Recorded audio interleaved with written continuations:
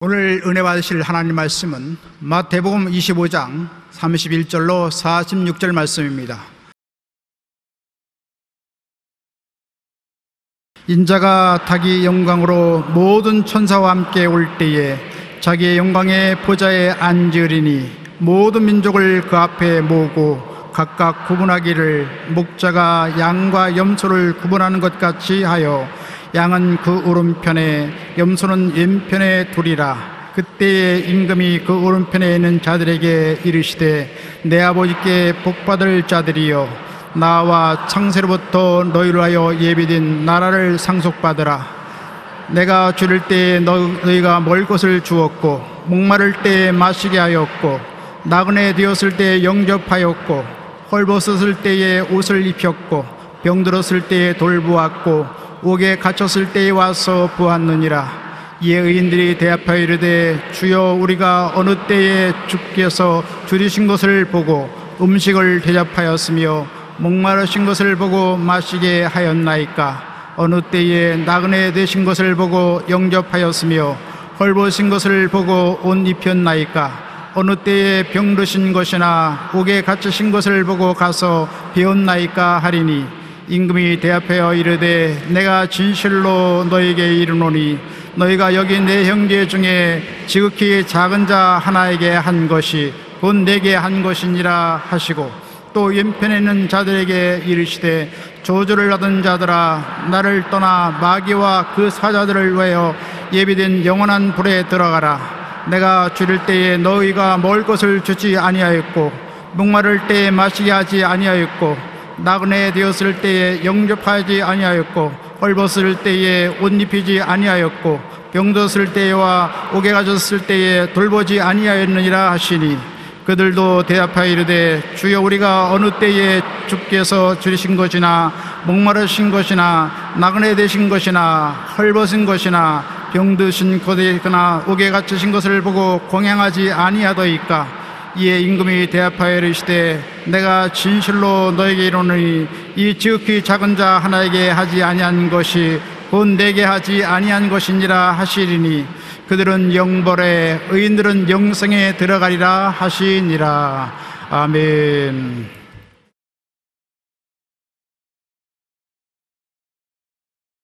나누어야 행복이 온다는 제목으로 은혜를 나누겠습니다. 한국은 세계 경제 대국의 모임인 G20의 한 나라입니다. G20는 전 세계 생산 규모의 85%를 차지하는 국가들의 모임이요 회의이니 그들의 중요성은 대단합니다. 한국은 2010년 G20 대회를 개최함으로써 라디오, 텔레비, 활자 매체를 통해 전 세계 축복을 받고 인정을 받고 있습니다. 한국인이면 너나 없이 G20 국가 모임이 건국 이래 최대의 잔치였음을 부인할 수가 없습니다. 우리나라는 1945년 해방 이후부터 경제협력개발기구 29번째 회원국이 되어 인정을 받을 때까지 50년 동안 현재 가치로 약 600억 달러, 즉 70조 원의 넘는 금액을 원조받았습니다. 우리가 해외 부강한 국가로부터 원조를 받은 액수를 들여다보면 입이 딱 벌어지는 것입니다. 70조 원을 원조를 받았어요. 그런데 이렇게 나눔을 받던 나라가 나누어 주는 나라가 되었다는 것은 기쁘고 자랑스럽기 한이 없는 일입니다. 나눔은 행복입니다. 이 세상에 참된 행복을 누리려면 나누어야 되겠습니다. 행복하기 때문에 나누는 것이 아닙니다. 나누기 때문에 행복이 다가오는 것입니다. 탐욕은 악입니다. 물질이나 부여 그 자체는 나쁘지 않습니다. 돈을 많이 벌고 돈을 많이 저축하고 그렇게 하는 것은 절대로 나쁘지 않습니다. 그러나 참 탐욕이 생기면 물질이나 부여를 악어 떼가 묻도록 만들어버리는 것입니다. 욕심이나 탐욕이 들어오면 다 나빠집니다. 예수님께서도 탐심은 곧 우상숭배라고 했던 것입니다. 우상숭배는 하나님이 굉장히 미워하시는 것인데 탐심은 곧 우상숭배라고 말한 것입니다.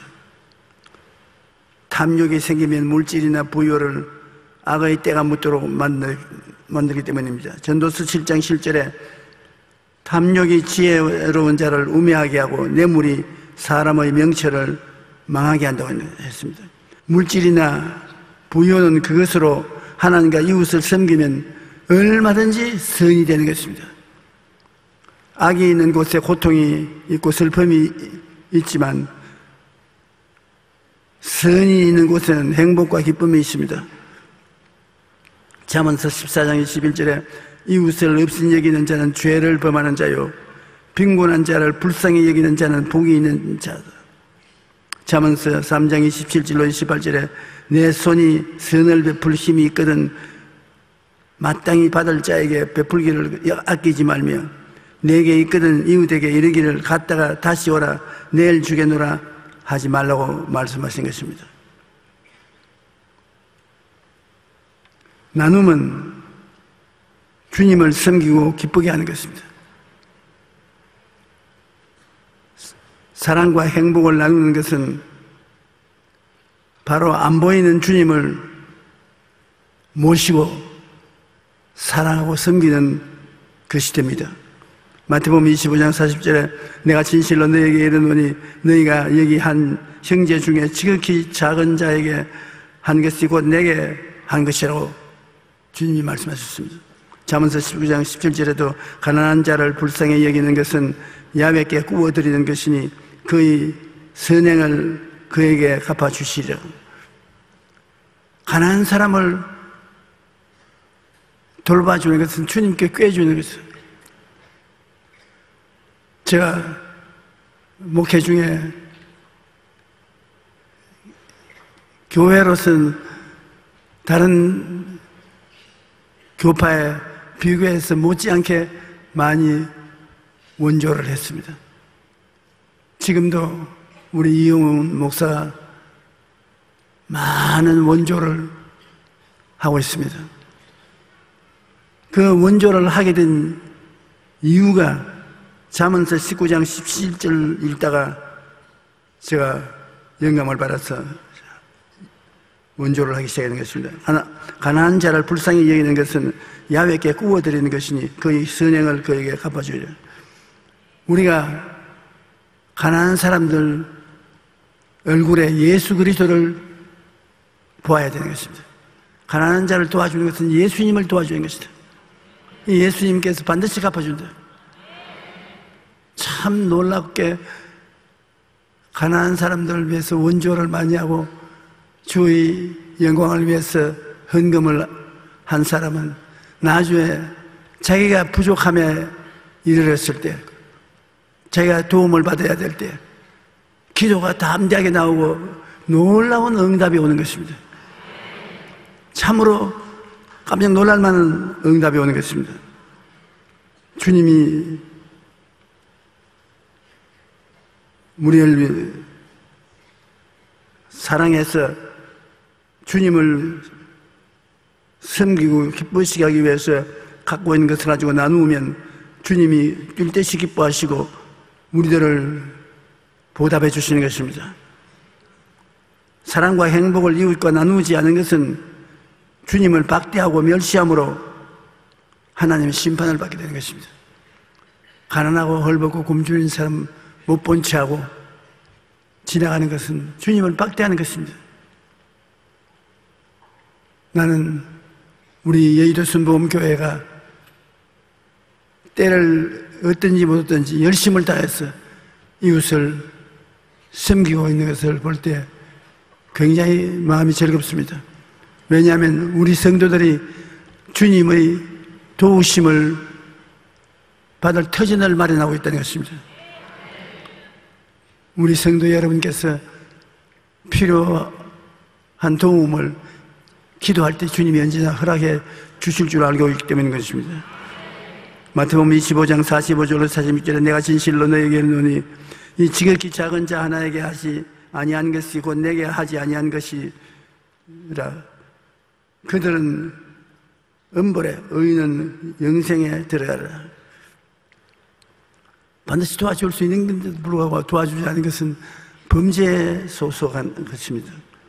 잠언 14장 31절에 가난한 사람을 학대하는 자는 그를 지으신 이를 멸시한 자요 궁핍한 사람을 불쌍히 여기는 자는 주를 공경하는 자라고 말했던 것입니다. 그러므로 이웃을 도와주든 안 도와주든 상관할 건 뭐냐, 그렇게 간단하게 말할 일이 아닙니다. 주님께서는 잘 사는 사람에게 잘 살도록 만들어주신 것은 잘못 사는 사람을 도와주기 위해서 그렇게 하신 것입니다. 우리나라 같은 나라가 여러분 생각해 보십시오. 1945년 8월 15일 날 해방됐을 때, 그때 우리 한국은 세계에서 제일 가난한 나라였습니다. 저는 해방둥이고 또 6.25 사변을 지내온 사람이었던 가난이 무엇인지를 알 수 있습니다. 엄청나게 우리 가난했습니다. 참 우리가 우리를 봐도 불쌍합니다. 그런 나라가 잘 사는 사람들로부터 70조 원을 도안받았다. 70조 원은 얼마인지 머리도 안 돌아가는데 계산이 됩니까? 70조 원의 원조를 받아서 그 원조가 온전히 우리 국민 경제 발전에 사용되지 못한 것도 들어있었습니다. 부패 부정으로 말미암아 잘못된 데 사용된 것도 있겠지만, 그러나 그 도움 전체가 우리 한국 산업의 기반을 닦고 우리 삶의 길을 닦아서 오늘날 이렇게 잘 살게 된 것입니다. 사람이 잘 살게 되어야 밖에 나가도 대접을 받습니다. 어깨에 힘도 들어가고요. 못 살게 되면 어디에 가도 어깨가 이렇게 수그러지는 게 얼굴을 내밀 수가 없습니다. 우리는 오늘날에 세계 어느 곳에 가도 어깨 쫙 펴고 살 수가 있습니다. 왜냐하면 가난한 자를 도와주기 때문인 것입니다. 돈을 사용하는 3대 원리가 있습니다. 탐심으로 돈의 노예가 되는 것은 악한 것이지만, 돈을 올바로 벌고 올바로 사용하면 많은 이들에게 행복과 기쁨을 줄 수 있습니다. 감리교의 창시자 존 웨슬리 목사님은 성도들에게 돈 사용에 대한 3대 원리를 말씀하셨습니다. 첫째, 열심히 돈을 벌어라. 돈 못 벌면 사람 대우를 받지 못하기 때문에 열심히 돈 벌어라. 둘째는 할 수 있는 대로 돈을 많이 저축하라. 벌었다고 다 써버리면 안 되는 거야. 저축하라. 셋째는 할 수 있는 대로 많이 나누어 주라. 주를 믿지 않은 사람이 요한 웨슬레 목사님의 집회에 참석해서 요한 웨슬레 선생이 열심히 돈을 벌어라. 그러니까 이 올바른 목사 만났다. 그래야지. 돈이 나쁘다고 하는 건 뭣도 모르는 놈이 하는 것이다. 이 목사 참된 목사다. 둘째, 할 수 있는 대로 돈을 많이 저축하라. 진짜로 좋은 목사네. 돈 도와달라고 손 내밀 때마다 돈을 주면 안 되지 않느냐. 모아야지. 그 다음 셋째, 할 수 있는 대로 많이 주어라. 그러니까 뭐라? 많이 주라고? 잘 나가다가 그만 잘못 가네. 에이, 이 교회 와서 설교 들을 이유가 없다고 떠나갔다는 것입니다. 세 번째 원리가 가장 중요하다고 강조했는데, 열심히 벌고 저축해서 나누는 생활을 사는 것이 물질과 대한 우리의 관계가 된다고 말하는 것입니다. 돈은 잘 벌어질 때도 있고 잘 못 벌 때도 있습니다. 그래서 열심히 돈 벌어서 저축했다가 어려운 일 당할 때 함께 서로 도와주는 것이 하나님의 뜻인 것입니다. 나누면 더 큰 축복을 누리게 되는 씨앗인 것입니다. 하나님이 우리에게 무조건 하고 너희 포켓에 있는 것 다 내주고 너는 빈손 들고 고생하라는 것이 아닙니다. 심고 거두는 법칙을 반드시 우리가 알아야 되는 것입니다. 성경 말씀에 누가복음 6장 38절에 주라 그리하면 너희에게 줄 것이니 곧 후이 되어 누르고 흔들어 넘치도록 하여 너희에게 안게 주리라. 너희가 헤아리는 그 헤아림으로 너희도 헤아림을 도로 받을 것이니라. 주라 그리하면 돌려줄 것이다. 여러분, 우리가 조그마한 그릇에 담아서 주면 그게 담아서 돌려줄 때도 조그만 힘 들어올 거 아닙니까? 아예 그릇이 커야 돼요. 우리 구약성경에 보면 한 과부가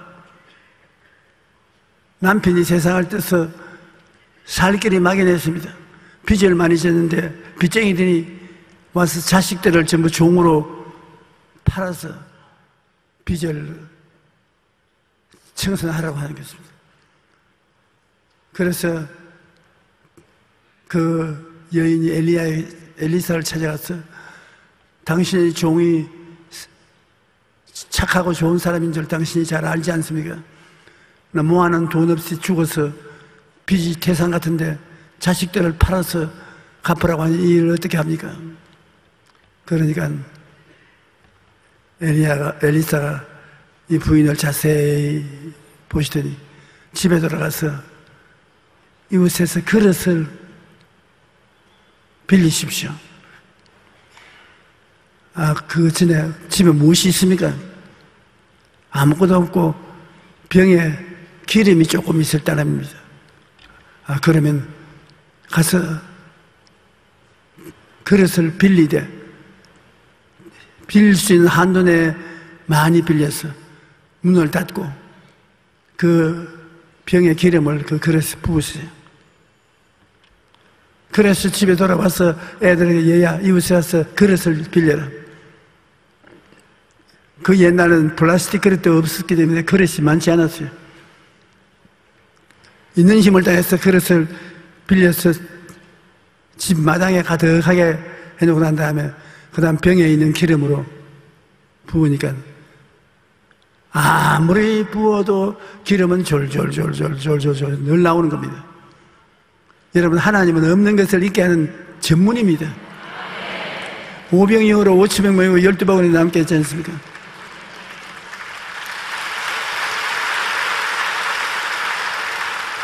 주를 믿고 섬기는 사람에게 부족함이 없습니다.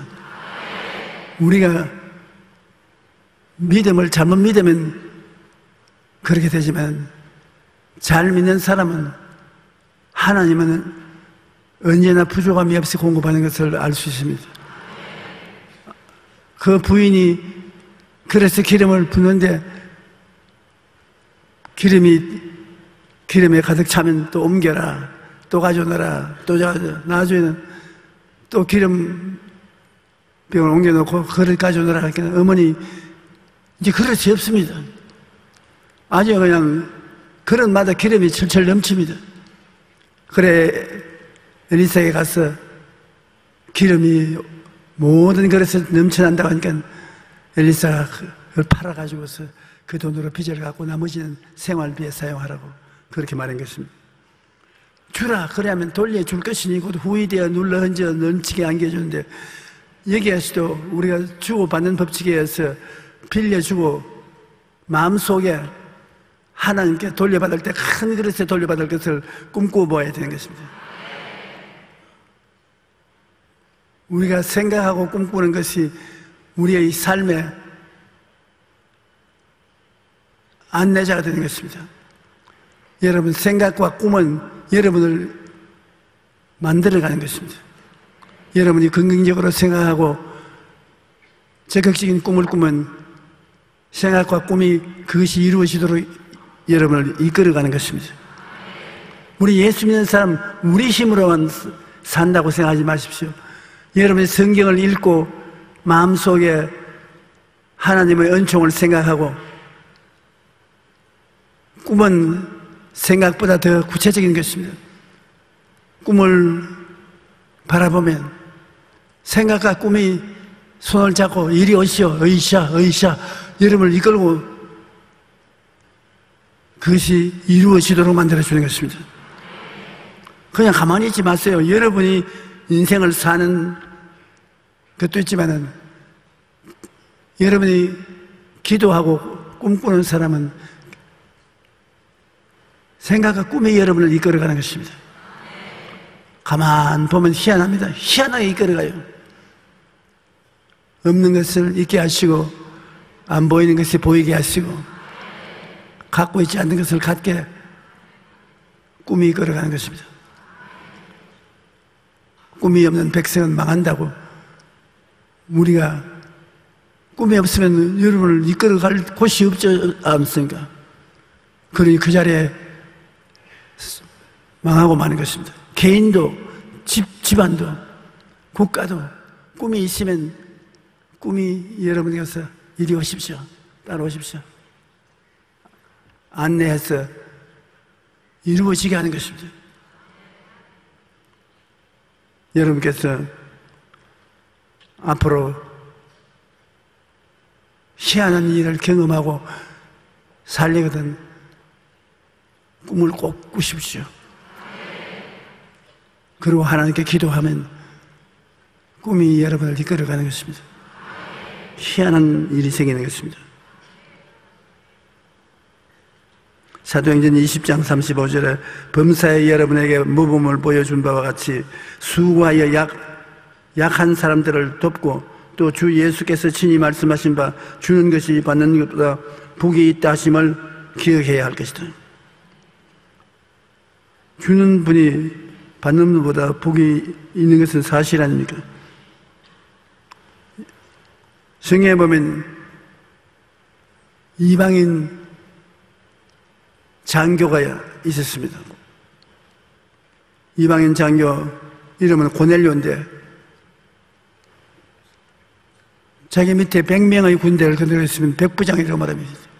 이 사람은 유대인이 아닌데 마음에 종교심이 있었어요. 열심히 기도하고 구제를 했습니다. 그런데 베드로가 그 근처에 오게 되는데, 하루는 정오에 이 백부장이 기도를 하고 있는데 천사가 탁 나타났어요.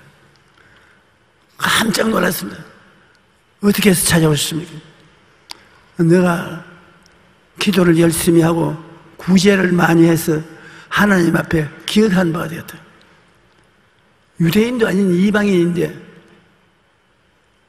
기도하고 구제한 것이 하나님 앞에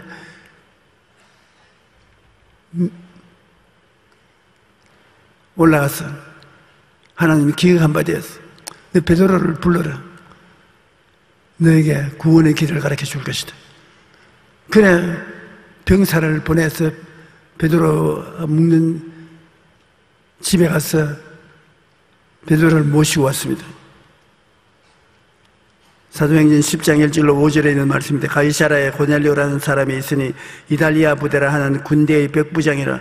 그가 경건하여 온 집안은 것 더불어 하나님을 경외하며 백성을 많이 구제하고 하나님께 항상 기도하더니, 하루는 제 굿이 쯤 되어 환상 중에 밝히 보매 하나님의 사자가 들어와 이르되 고넬료야 하니 고넬료가 주목하여 보고 두려워 이르되 무슨 일입니까? 천사가 이르되 내 기도와 구제가 하나님 앞에 상달되어 기억하신 바 되었으니 내가 지금 사람을 곧바로 보내어 베드로라 하는 시몬을 청하라. 하나님이 온 우주를 다스리고 온 지구를 다스리는데 이방인 군대 육군 대위 고넬료라는 사람 기도하고 구제하는 것을 기억하신다. 그러니 하나님은 우리 머리털 하나도 헤아리고 계신다. 여러분께서 화장하실 때 머리카락이 다 떨어지거든. 하나님 계산에 넣으세요. 머리카락이 다 떨어졌습니다. 그만큼 하나님은 우리를 살피신다는 것입니다. 베드로의 설교를 통해서 구원받고 성령받고 침례받아 하나님 백성이 되도록 만들어준 것입니다.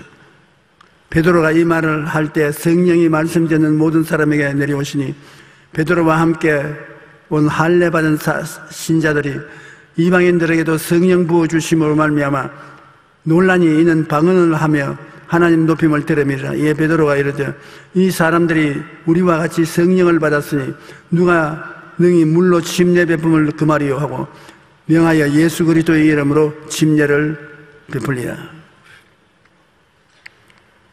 하나님께서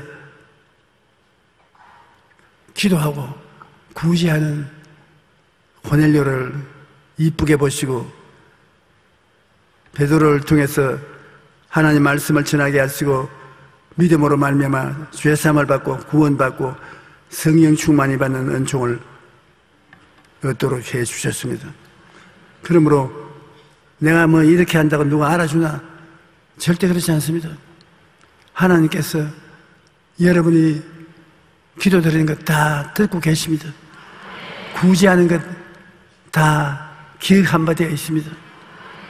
그래서 심고 거두는 법칙에 의해서 여러분 심어놓은 것이 필요할 때는 다 거두게 되는 것입니다.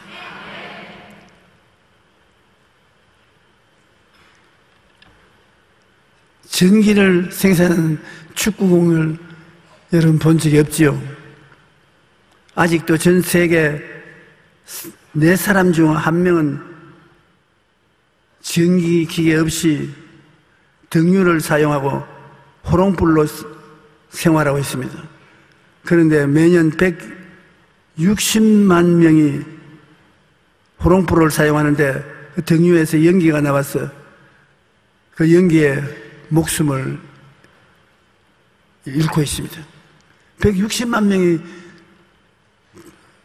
등유를 써 거기에 나오는 그 스름을 마시고 생명을 잃어버린 것입니다.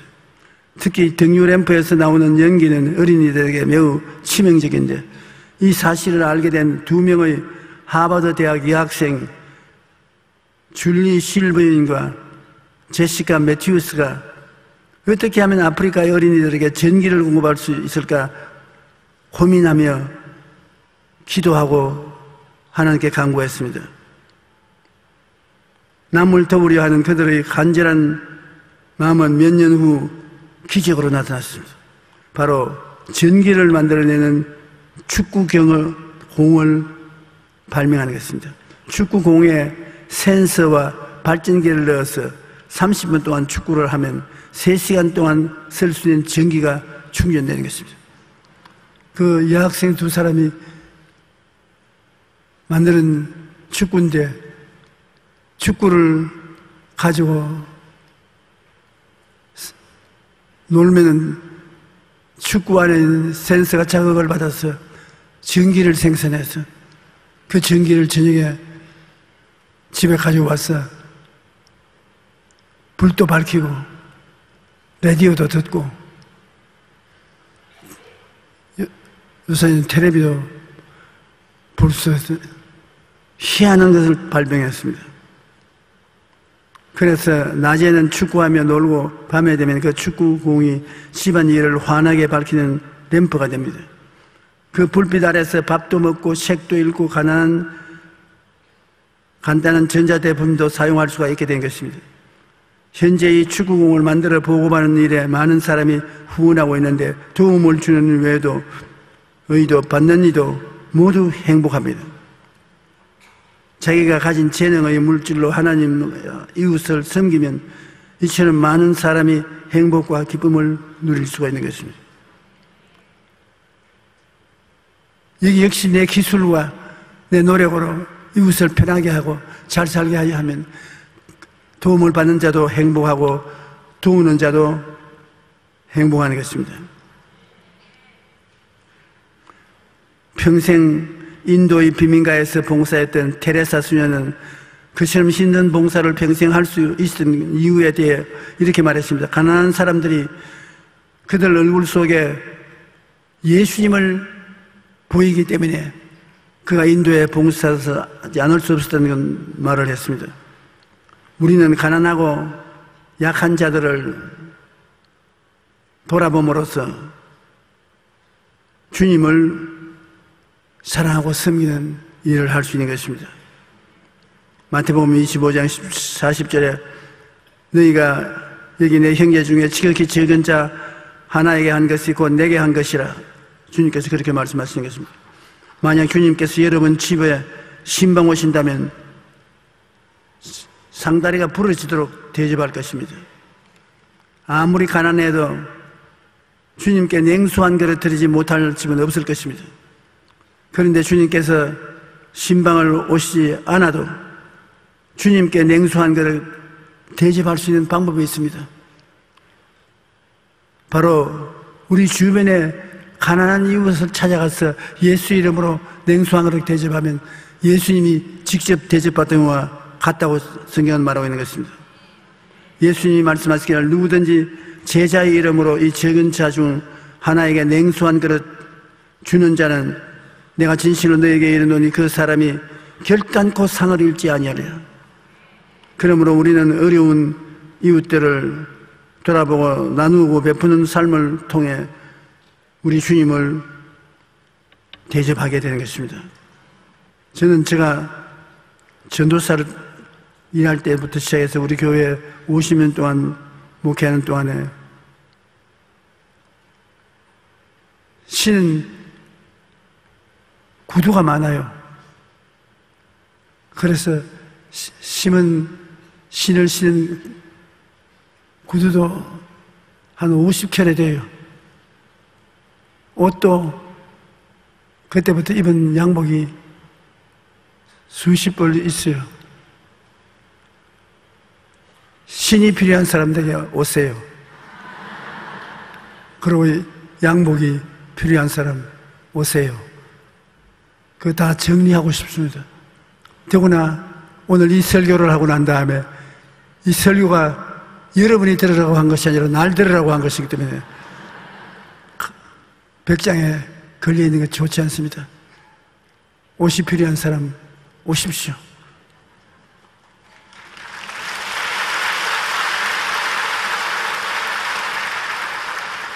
여러분에게 드리고 저는 주님께 받아 입으면 되는 것입니다.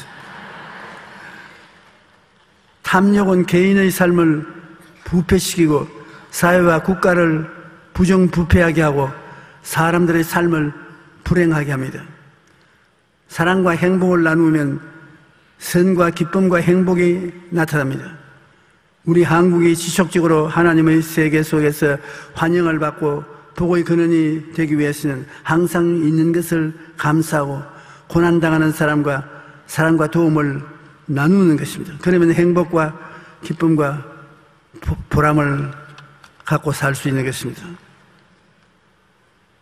주는 사람이 성공을 하는 것입니다. 우리 보통 남에게 주기만 하는 사람은 실패할 것이라고 생각하는데 미국의 유명한 심리학자 애덤 그랜트 교수는 베푸는 사람이 성공한다는 책을 통해서 베푸는 삶의 성공 가능성을 과학적으로 입증하고 있습니다. 그는 수많은 사례들을 분석했는데 남에게 주는 사람은 어렵게 사는 사람들도 있지만 반대로 잘 사는 사람이 많다는 것입니다. 남에게 주면서도 잘 사는 사람들의 공통점은 다른 사람의 이익과 자신의 이익 둘 다 관심이 많았다는 것입니다. 즉 나도 잘 살고 너도 잘 사는 윈윈을 통해 모두가 함께 잘 살 수 있다는 것입니다. 특히 그는 앞으로 세상은 남에게 베풀수록 성공 가능성이 높아진다고 주장합니다. 왜냐하면 교통과 통신 그리고 페이스북과 같은 소셜미디어가 발달로 사람이 서로 연결되어 있기 때문에 자기 이익만 추구하는 사람은 금방 들통이 나서 실패하게 되고 남을 이롭게 하고 베푸는 사람은 성공하게 된다는 것입니다. 이러한 이유들뿐 아니라 우리가 나누고 베풀면 하나님께서 복을 주시기 때문에 우리가 영원히 잘됨 같이 범사에 잘되며 강건하게 될 수 있다는 것입니다. 나누는 사람은 몸과 마음을 건강하게 만든다는 연구 결과가 있습니다. 하버드 의과대학의 데이비드 맥클리렌 교수는 테레사 효과라는 말을 만들었는데 남을 도와주면 몸에 좋은 면역이 항체가 50% 이상 증가한다는 것입니다. 또 미국의 심리학자인 칼 메닝거 박사는 나누는 삶은 우리의 신체뿐 아니라 마음도 건강하게 만들어준다는 것입니다. 그의 주장에 의하면 나누는 삶은 정신 건강의 필수적인 요소이며 관대하게 베푸는 사람은 정신질환에 걸릴 확률이 훨씬 낮다고 말하고 있습니다. 그러므로 나누고 베푸는 삶을 믿는 사람뿐 아니라 주는 사람에게도 복이 되는 것입니다. 우리가 나누고 주면은 기쁘고 행복해지고 몸에 저항력이 생겨서 사우디아라비아 감기 같은 건 문제없이 물리쳐 버렸습니다. 우리가 이 세상에 살면서 예수님을 마음속에 섬기고 살면 주님께로부터 의와 진리를 쫓아 풍성한 은혜를 주시는 것인데 그 예수님이 눈에 안 보이기 때문에 내 주변에 있는 가난하고 헐벗고 굶주린 사람에게 예수의 이름으로 도움을 베풀면 예수님이 도움받은 것이 되기 때문에 고넬료가 축복받은 것처럼 축복을 받게 되는 것입니다. 예수님은 구말리지 않고는 멀리 계시지 않습니다. 예수님은 언제나 우리 곁에 계십니다. 예수님이 변화산상에 베드로와 야고보와 요한을 데리고 산 꼭대기에 올라갔는데 갑자기 세상이 달라졌습니다. 거기에 1000여 년 전에 세상을 뜬 모세도 몇백 년 전에 세상을 뜬 엘리야도 예수님 앞에 그대로 나타났어요. 베드로와 야고보와 요한이 보니 기가 막힙니다. 어떻게 해서 수천 년, 수백 년 전에 세상을 뜬 사람이 옛날 모습 그대로 주님께 나타나서 예수님이 예루살렘에 올라가서 십자가에 못 박혀 죽으신 이야기를 하고 있습니다. 이와 같이 주님은 3차원의 세계 속에서 순식간에 시간과 공간을 뛰어넘어 4차원의 세계에 들어갈 수가 있는 것입니다. 주님은 차원이 필요 없습니다. 1차원, 2차원, 3차원의 세계에서 계시지만 4차원에서 영혼 차원에 들어가 계신 것입니다. 그러므로 지금 예수님은 물질적인 세계 속에 여기 와 계시도 우리가 안 보이지만은 와 계신 것입니다. 예수님께서 제자들에게 그것을 보여주신 것은 주님은 시간과 공간의 차이가 없이 3차원의 세계 속에서 들어와 있고 4차원의 세계에서도 와서 역사하신다는 것을 보여주신 것입니다. 그러므로 예수님께서는 항상 주님 사랑하는 제자들과 같이 있는 것입니다.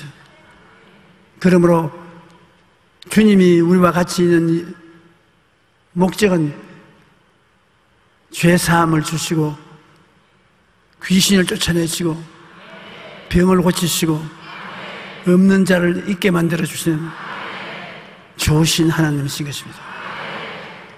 주님께서 요단강에서 세례 받으시고 난 다음 고향 땅 나사렛에 가서 성전에서 이사야서를 읽으셨습니다.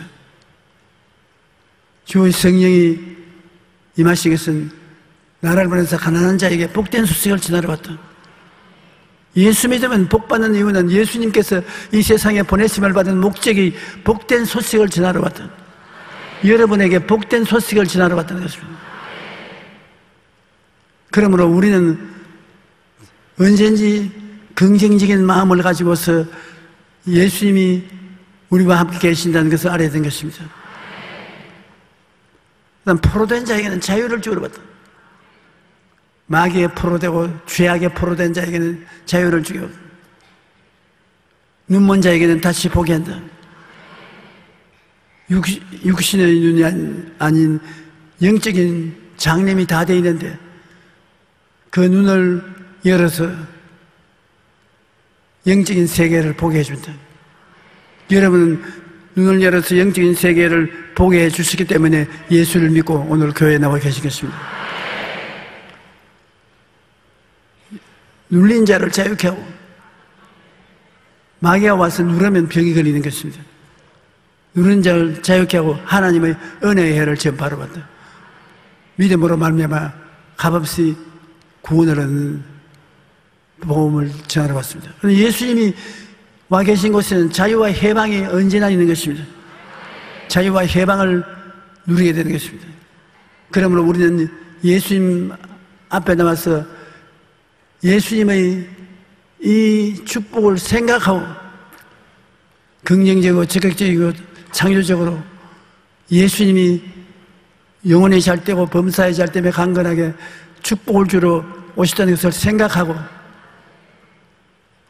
그것이 이루어져 있는 것을 꿈꾸고 그리고 믿고 그리고 말해야 돼요. 나는 영혼이 잘 되고 있다. 범사에 잘 되고 있다. 강건하다. 일이 잘 될지어다. 병은 물러가라. 건강은 다가오라.